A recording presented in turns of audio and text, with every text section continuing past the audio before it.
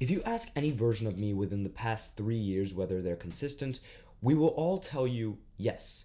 But every single one of those versions of me will then be proved wrong within the next few months when I end up discovering a new level of consistency that I didn't even know existed before. So in this video, I intend to show you all the levels of consistency I'm currently aware of as someone who is a consistency coach and also hasn't missed a habit in about 8 months. And I'm assuming most of you will be in stages either 1 or 2, so all of you have something to gain from this video. But with all that being said, let's start with stage -1. Because yes, that's a thing. This is a stage where you not only don't do the habit, you actively avoid doing the habit. This might be because you have some prior habit or identity or fear related to that action that keeps you away from that habit. So for example, I have beautifully illustrated a person who despises cold water. Maybe they have some PTSD memory of being locked under some ice cap and nearly freezing to death, and ever since then, they just cannot stand cold water. A bit of an extreme example, I know, but you can probably see how this would apply on smaller scales to a lot of things in your life. These people are not starting at like 0, a neutral point. They're starting at a pre-existing disadvantage, right? It's like if this side is consistency and this is inconsistency, you're currently being chased down by a boulder, and what you need to do is push that boulder up over the hill onto the side of consistency, and hopefully this will be you after watching this video. But with all that being said, 0, which is what a lot of people are familiar with, habit is not done. This is a state of like total neutrality. If we go back to the boulder analogy, your boulder is currently resting on top of this hill, not moving in any particular direction. It is perfectly balanced at the very top. Because of that, it's more of a passing state. People don't just remain at this perfectly balanced position because any slight wind pushes the boulder either into the positive direction or into the negative direction. But to get to this stage from a negative point, you have to address those fears, those limiting beliefs, etc. And a lot of the time, in the more realistic and minor cases, this does not need to be overcomplicated. It is just as easy said as done, where it's like you start acting, you muster up enough motivation and willpower to get over whatever that habit or identity or fear is. But in more extreme cases, you're gonna have to actually tackle whatever that fear is, and that's a bit beyond the scope of this video, so we will be moving on. Finally, we make it to level 1. The habit is sometimes completed, right? It's likely that at this stage, your consistency looks a little bit like this. If getting 100% on your habit tracker is around here, we can assume that you're getting it only when you're most motivated. And other than that, well, you're just somewhere down here fluctuating up and down, and the habit just depends on the day. Maybe you get it, maybe you don't. This is an alright stage to start at, but it's definitely not where you want to be. And to be honest, just starting to try is enough to get you to this stage. Just getting motivated once and doing some attempt at anything is going to get you to do the habit once or twice, and you might not be consistent at it yet, but really that's what this stage is. You're just not really consistent. So finally, we get to where most people are. Stage 2. The action is quite consistent. Here you have around 75 to 95% completion rate. Anything below that, and you're likely still in the sometimes completed zone. Now, to get to this stage, a lot of people use the conventional consistency mechanisms. Perhaps you've read Atomic Habits, and if you haven't read it, honestly, you've probably heard it from like the 100 other YouTubers that constantly regurgitate all of the information in it. This might be something like the habit loop with the cue, craving, response, reward, which teaches you how to build lasting habits. And this is pretty effective for building good habits. There is also a bit of a difference between habits and consistency, but I won't go too much into that nuance right now. What I really want to do for this stage is at least offer a bit of an original contribution, and that would be the idea of stakes. So stakes basically exist on this spectrum, if you will, this continuum, where it goes from no stakes all the way up to infinite stakes. And depending on how much stakes there is, you're categorized into roughly 3 zones that I refer to with intuitive names such as could, should, and must. If you see the activity as a could, like I could do this activity, it's likely you're not going to do it. If you see it as a should, it's likely going to be somewhere in this middle zone where you get it done some of the time because you know you should do it, but you don't get it all of the time because it's not exactly a must. You can still procrastinate when you're low on motivation. And then, of course, there's the must zone. And the closer we can push our habits into that must zone, the more consistent they will become. So how exactly do we add more stakes? Well, I do go a lot more in depth into it in one of my other videos. If I remember to link it, it will be up there on the other side. I don't this way, but I'll give a brief overview right here. Stakes are divided into 3 categories for our purposes.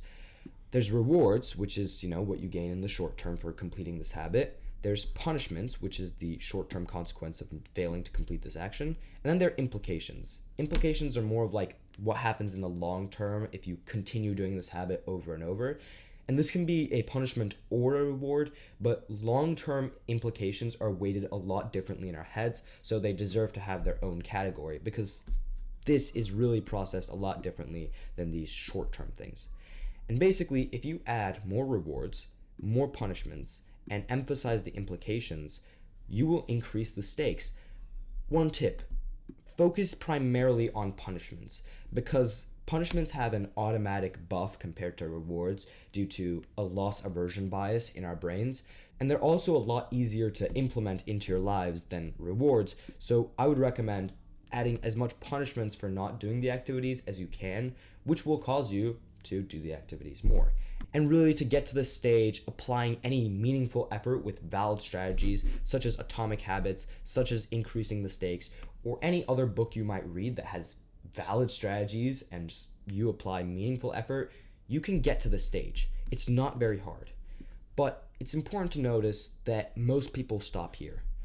Notice that I say up until 95%, this is all stage 2. And I'm willing to guess that if you were to build a habit tracker of everything you needed to do right now, and we had that tracker over the span of 3 months, you would not get 95% completion on those habits.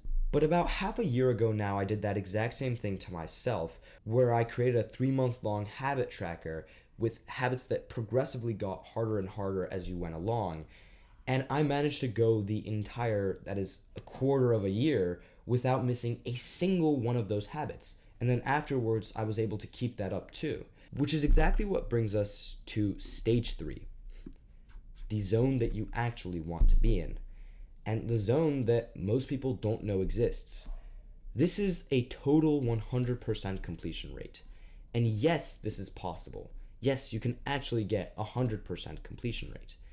And it's also important because this is a well-established fact that a lot of the time, results come exponentially based on the effort that you provide. So this section over here is the most crucial. And the people who are doing 75 to 95% consistency, that's actually a majority of the people. And sure, they're not bad. They're getting some results down here, but you want to be here. And to do that, you need 100% completion. And to do that, you need to know how. So one way is to put your stakes firmly into must territory. If I told you that if you missed a single habit, the world would blow up and the human race would cease to exist, you would probably get 100% on that habit tracker. This is not very hard to conceptualize. Such extreme levels of stakes basically force 100% consistency on you, and this is always a valid approach to getting that consistency.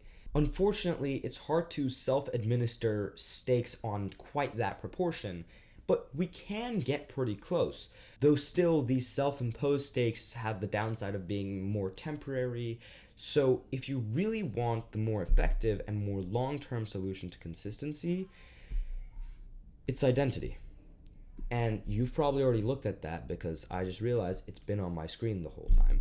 But it's big and it's got like colors on it, which it really deserves to have because it's a big point and one that people both talk about a lot but also don't talk about enough and is never explained in a way that seems to stick in people's head. If you don't believe me, let's look to Atomic Habits, which is probably the most well-known habits book of all time and is probably quoted in every habit-based video of all time.